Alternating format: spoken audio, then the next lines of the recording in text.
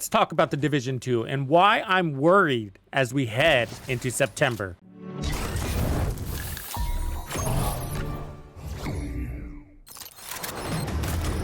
Piece of shit wristwatch. With heavy-hitting games like Black Myth Wukong, Warhammer 40,000 Space Marine 2, and the First Descendant Season 1 all dropping soon, the Division 2 feels like it's being left behind. With only a few players still hanging on and barely any hype from the devs, how can they even hope to pull off a strong Season 2? Well, today we're diving deep into the future of the Division 2 and what needs to change to keep it alive. Now, I know a lot of fans are saying, just get to the Division 3 already. But hold up, let's be real for a second. If the Division 3 was ready tomorrow, dropping it into the current state of the community would be a massive mistake. The problem isn't just needing a new game, it's about the rocky relationship between the devs and the players. If players feel like their concerns haven't been addressed in the Division 2, they're gonna carry that frustration straight into the Division 3. We're talking about a game launching with excitement, but that excitement could fizzle out quickly if old problems resurface. Before we start daydreaming about the Division 3, we need to fix the foundation.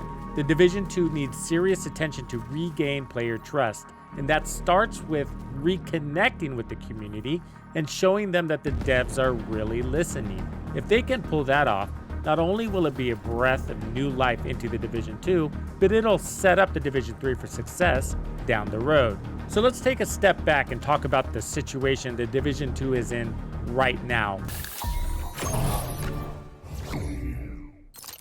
Earlier this year, the devs announced they were planning to introduce seasonal characters in Year 6, Season 2. But the community wasn't having it, and the backlash was so intense that the devs actually scrapped the idea. That's not something you see every day in this game, and it left us all wondering, what's next? The devs say they're still rolling out other content under the Season 2.0 banner, but honestly, we are all still in the dark about what that really even means. They promised a live stream to clarify the new direction, but we're still waiting. It's radio silence, and the longer we wait, the more uncertainty builds. And with all these big games dropping soon, the Division 2 needs to step up its communication game before the audience slips away even further. Now, the September PTS is on the horizon, and that's got people talking, but let's be honest, the PTS alone isn't going to be enough to save the Division 2. Sure, it's a necessary step to test whatever new changes we have coming, but think about the timelines. A September PTS would likely result in an October launch date, and that makes it hard to imagine there would be time to consider any real player feedback. That's the heart of the issue we're actually discussing. That makes the PTS a soft launch, but players are hungry.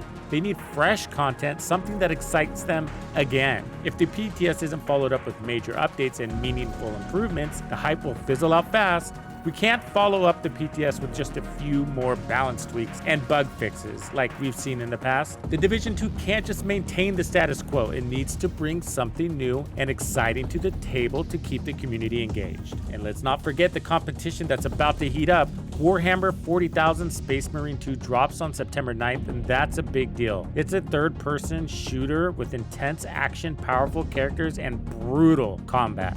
Honestly, it's the kind of game that a lot of the Division 2 players might be drawn to, especially if they're feeling disengaged from the current state of things. And I will let you know right now, I'm going to be Space Marining myself. And it doesn't stop there. Star Wars Outlaws just launched, and while it might not be the exact type of game that the Division 2 diehards will sink all their time into, it's still going to pull some players away, at least for a while. Every new game release like this chips away at the player base, especially when the Division 2 isn't delivering fresh experiences. Even if players don't leave for good, they're splitting their attention, which makes it harder for the Division 2 to keep its community strong and engaged.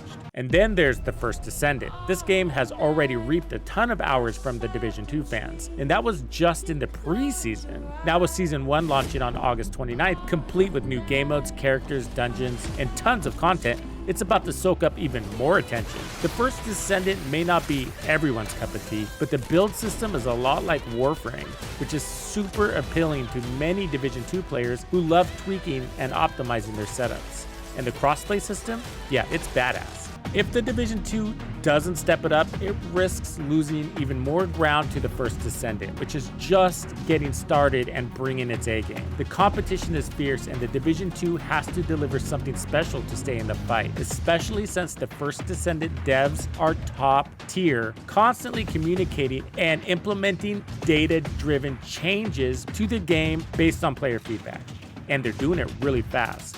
Now, with Star Wars Outlaws released, Julian Garrity is shifting his focus to the Division 3. That's exciting, no doubt, but it also raises a huge concern for the Division 2. The game is already on life support with low player numbers and limited updates. As more resources shift towards the Division 3, there's a real risk that the Division 2 could be left in an even more precarious spot. And sure, the Brooklyn DLC is coming in early 2025, and that could be the rabbit in the hat that the devs need to revitalize the game.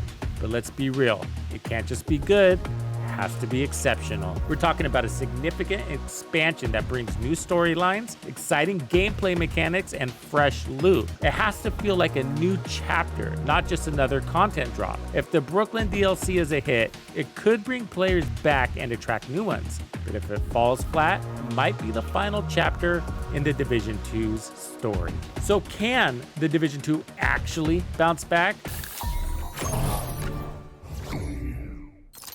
Thriving might not mean a massive resurgence or a huge spike in player numbers. Realistically, it could just mean stopping the leaks and keeping a consistent player base with a healthy number of people online at any given time. The game doesn't need to top the charts, but it needs to feel alive, where players can find others to group up with, and the content still feels fresh and engaging. One big question is whether the Division 2 should go free to play. Making the game free could open the floodgates for new players who missed the boat or didn't want to invest in an older title.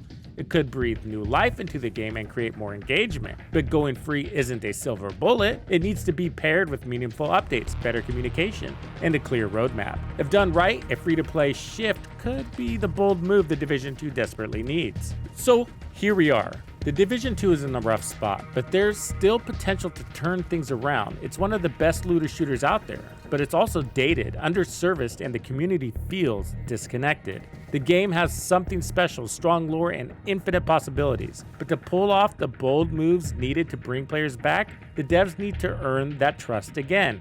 No matter how good any future content or DLC might be, it will be met with resistance if players don't feel like their voices are being heard. The Division 2 doesn't need a miracle, it needs a plan. And that plan starts with rebuilding the relationship between the devs and the community.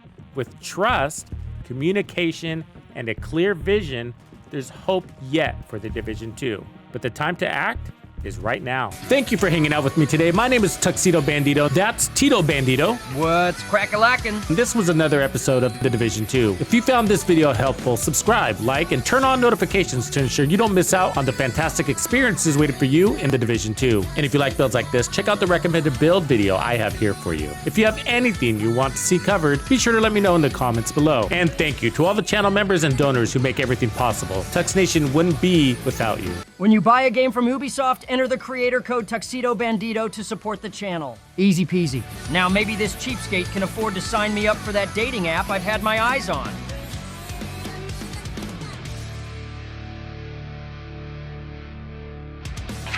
Follow me. I get it.